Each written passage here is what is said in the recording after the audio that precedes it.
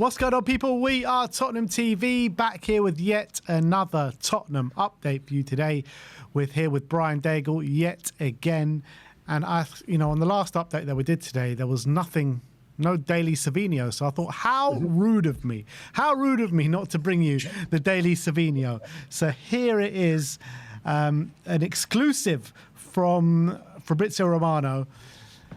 Savinho informs Man City about his desire to leave the club this summer. Savinho wants to play more and develop his career. Man City have been informed by the winger. All in Man City's hands now. Tottenham have Savinho top of their list as revealed since May. Savinho finally trying to force Man City's hand. I guess, I don't know if you can call this a transfer request, but it's... I guess it's similar to a transfer request, asking to leave, telling your club of the desire to leave, similar to what Lucas Bergvall did earlier in the transfer window. And I guess it's time for the dominoes to start falling. Come on, let's get this deal done. Yeah, I think Romano must have run out of characters because he forgot to put since May 2025. This is, do you know what? You look at this and Savinho, the way Man City have actually treated him, like we know he's got a desire to leave. You'd understand if it was a key player that was playing first team football. It was like, no, I want to move on. He hasn't had a look in. He has been working for Spurs for a long time now with nothing going on, and he must be getting frustrated.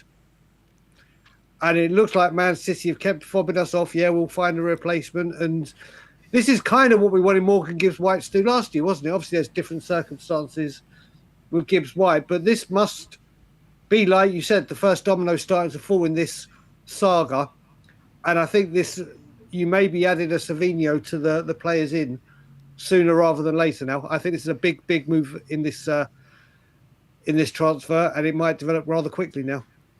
Yeah, look, I don't think Man City... I don't think this is anything like that new, to be honest, because I think Man City would have known of his desire to leave probably ever since last summer.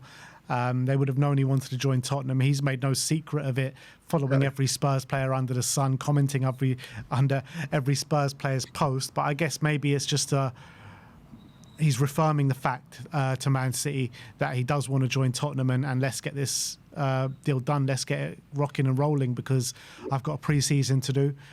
Kick-off of the new Premier League season is 4 or 5 weeks away.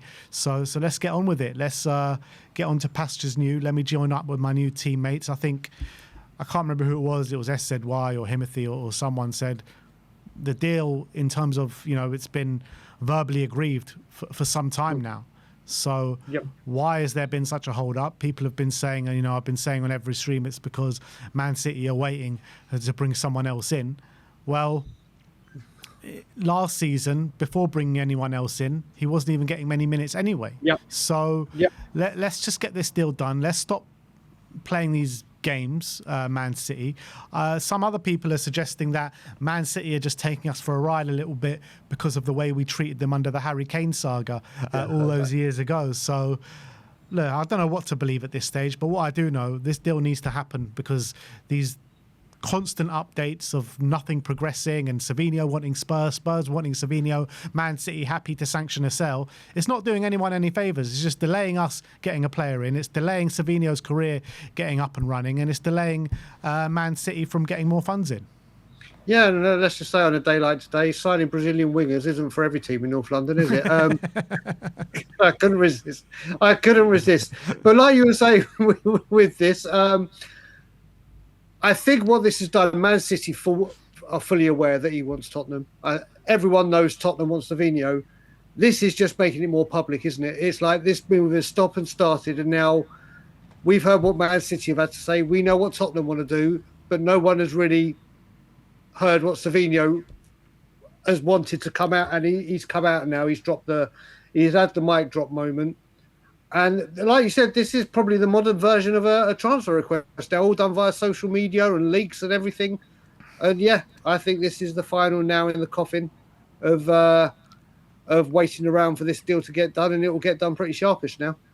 Yeah, I really hope so. I really hope so, because I can't take another week of just these constant Savinho updates with no real substance behind it. Let's get the here we go. Let's get the Ornstein exclusive, and let's move on with our transfer window, because we can't keep, focusing on one player for a number of weeks. We need to move on to other targets, because we've got other positions that we need to fill.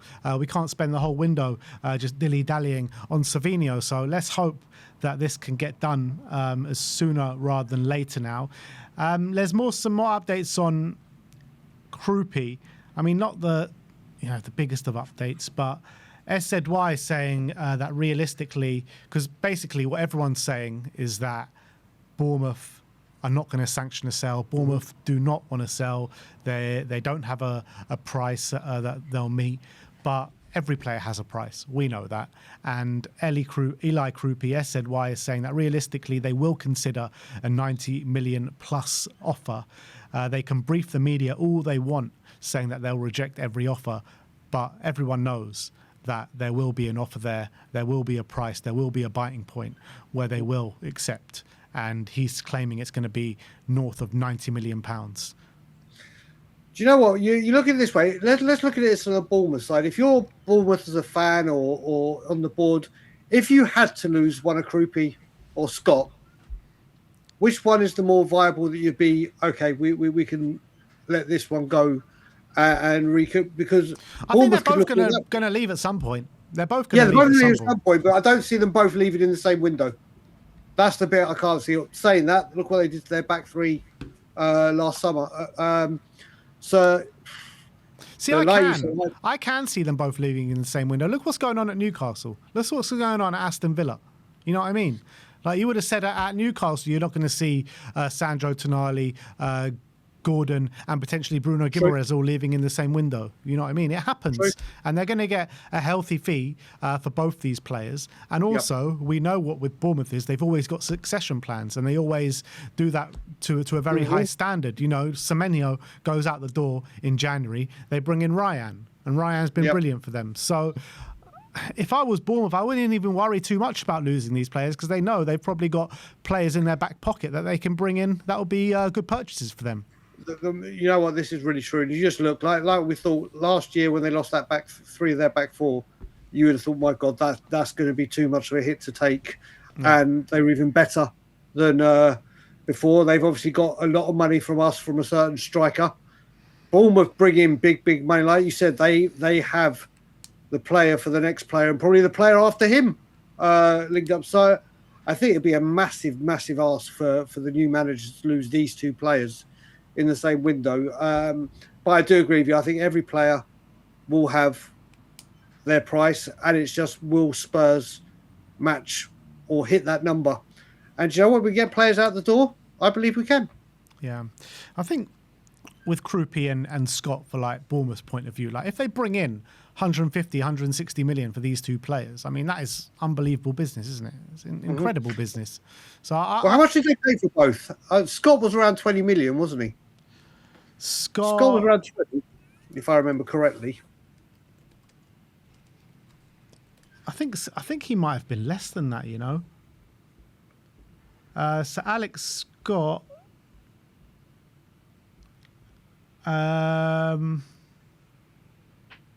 25 million it was. Okay. And then Kroupi? And Kroupi,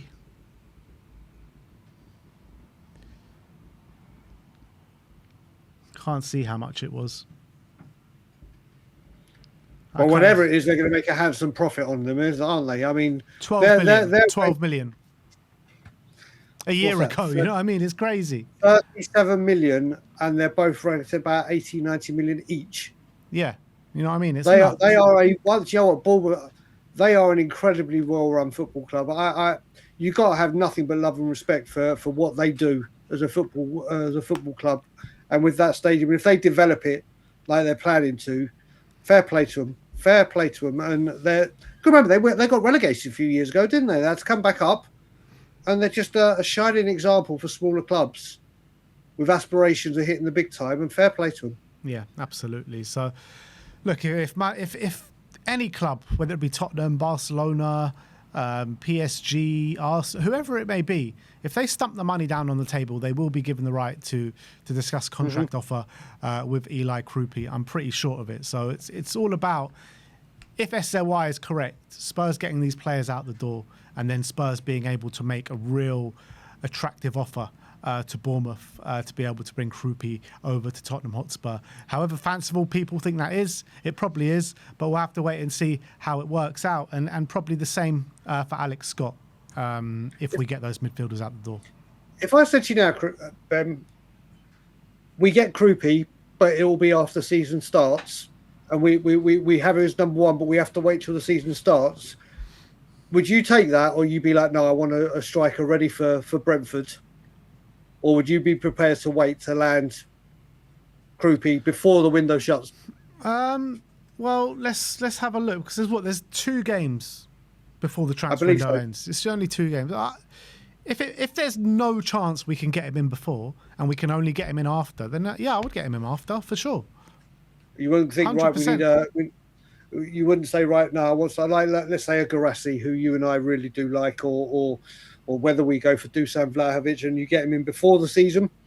So obviously he comes in, and we all know that we say with players that they need a bit of time to gel into the squad, get to fitness, know the manager's team. Would we rather a striker come in that's ready?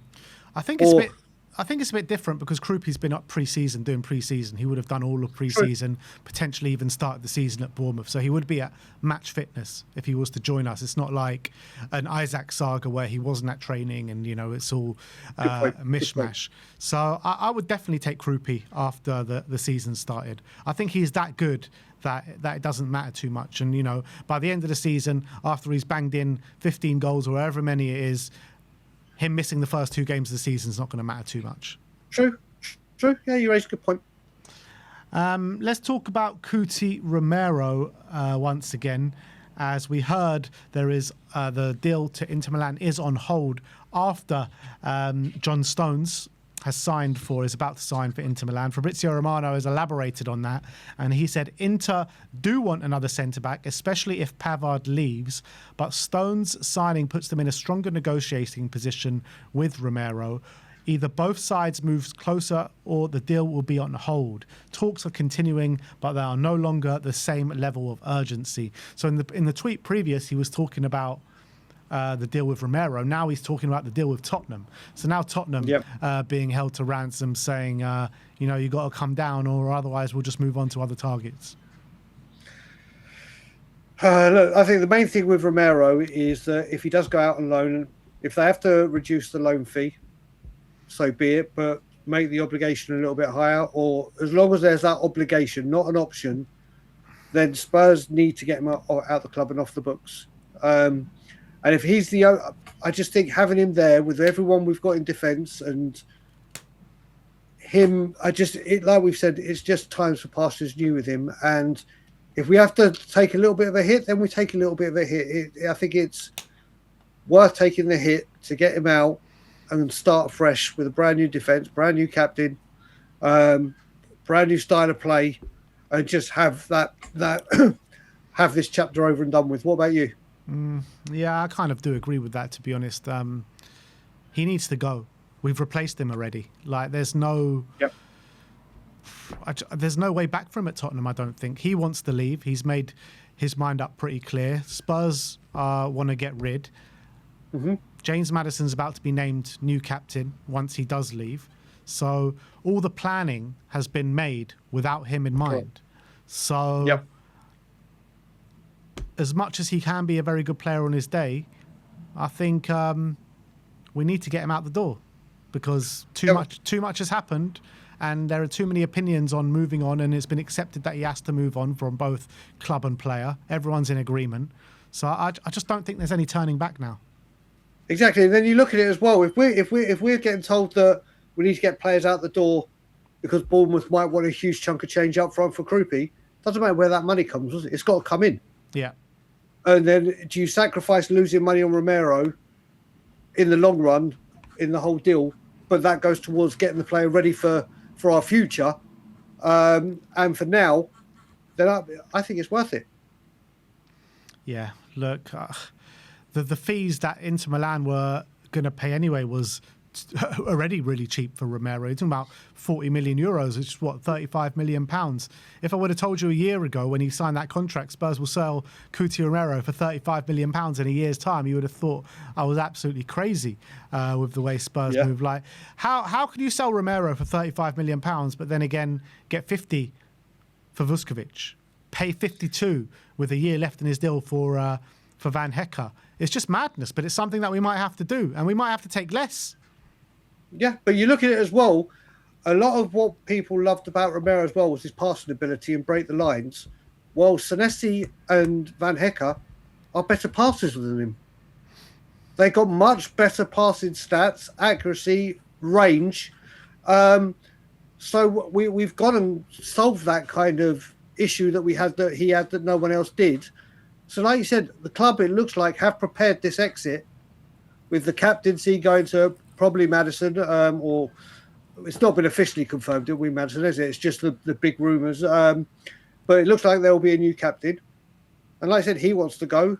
Spurs want him to go. Just get it over and done with. Yeah. So when, Romano says both sides have to come closer, that obviously means Spurs have to lower their price even more. And what are we going to go down to? 35 million euros, 30 million pounds, 25 million? Like, how low do we go? The only thing that we can hope for, I guess, is that Barcelona come into play, or someone like Real Madrid or Atletico Madrid come into play. Then it suits everyone even more, because that's where he wants to go. Yeah, there's a few more twists in the tail, I think. I think even if Inter get close, there will be a Barcelona saying, right, look, that's what Inter are prepared to pay. Let's go match it or whatever. The more negotiate, like what happened with us with Diaz. Maybe they're waiting for Inter to do all the hard work, and then the Barca will go, all right, we'll take over from here. Yeah. And wrap it up with obviously that affinity that we're being told or found out that Romero has for Barcelona. Yeah. Again, it's a waiting game. See what happens. Tomorrow is another day, and I'm sure some more news will come out regarding Cristian Romero then. Last but not least, there's been a kind of update on Matheus Fernandes, on how the club are viewing him inside close quarters or inside the four walls. And Alistair Gold has said that people inside Tottenham are so excited about Matheus Fernandes. They thought he was going to be class and knew the stats suggested that he was going to be class, but now working up close with him in personal, they think, holy moly, we could have one of the best midfielders in the game. And I could just see a picture in my head, De Zerbi there being like, Jesus Christ, man, what have we got here? Well, the good thing with this, if what the club are seeing turns out to be true and we see an incredible season from him, it will just go to show again that you pay the money that for the player the manager wants to fit his system, and shock horror, it works. Yeah. Rather than going around the houses and trying to find like-minded players or younger players and cheaper players, it will just prove that, you know what, listen to the manager, bring in the players he wants to play his system, and it will actually slot into place and play well. And it's very exciting to hear that they're saying this as well. And it's always good to hear the expression "holy moly." I haven't heard that for ages. What a change it is! Well, like a year ago, or 2 years ago, when we heard about the midfield things, like we were looking for a midfielder desperately, and then the news coming from Alistair Gold is like, we've been so impressed with Archie Gray and Lucas Bergvall internally, Spurs are not moving for another midfielder. Or when you're looking at, well, when you actually look at it, like before this summer, well, this summer hasn't played out yet in terms of on the pitch, but before this summer, pretty much every single high profile or high monetary value signing that we've brought in hasn't worked. Dom Solanke hasn't really worked. Richarlison hasn't really worked. Ndombele, Lo Celso, you know what I mean? All of them haven't really worked. So I'm just hoping and praying that this is the summer that they finally got it right. Mate, what coincidence it would be with the first official summer. I mean, it would be, but like we said, it looks like De Zerbi is getting what he wants. He has in defence, he has in midfield, and let's hope we get it forward. Like I said, forget my excitement and you and I had for Frank last season. That was like, obviously, just for the manager. I mean, was he back properly? No. Even Ange, when he went on the overlap and said the players he wanted compared to the players he got, it's very, very optimistic and good times coming. Like I said, I cannot wait for this season to start. I am so pumped and excited and genuinely think that we could be building something.